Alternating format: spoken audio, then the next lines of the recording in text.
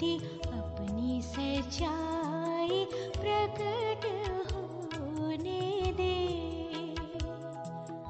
अपनी ज्योति अपनी सच्चाई प्रकट होने दे।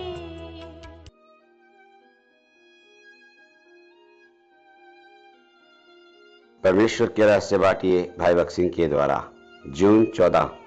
परमेश्वर की वाणी को सुनने के रहस्य।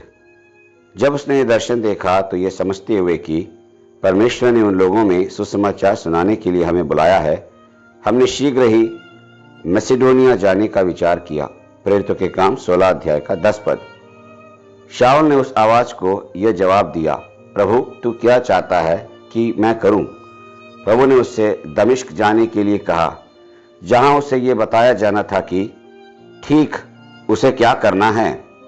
हालांकि वह एक जाना माना व्यक्ति था, लेकिन उसे सबसे पहले परमेश्वर की आज्ञा का पालन करना था और ठीक वैसा ही करना था जैसा परमेश्वर ने उससे कहा था।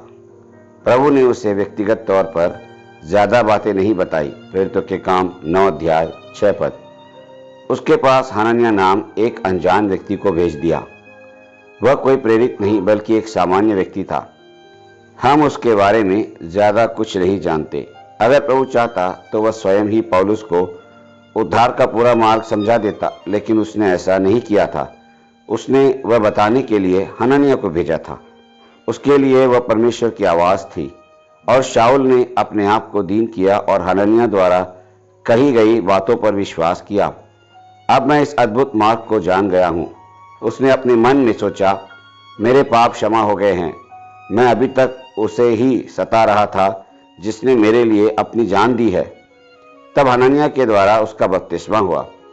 उसके बाद उसने बहुत बार परमेश्वर की आवाज को सुना।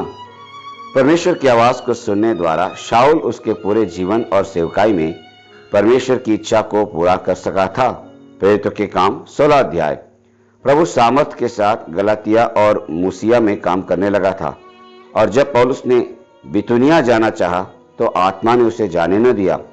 तब उसने पूछा, प्रभु क्या हम गलातिया में ही रहे? तब प्रभु ने कहा, नहीं, उसे मूसिया जाने से भी रोक दिया गया। तब परमेश्वर की आवाज आई, मैसेडोनिया में आ। हालांकि वह दूसरे महाद्वीप में था, फिर भी उसने आज्ञा पालन किया। इस तरह प्रभु यीशु मसीह के सुसमाचार ने यूरोप में प्रवेश किया।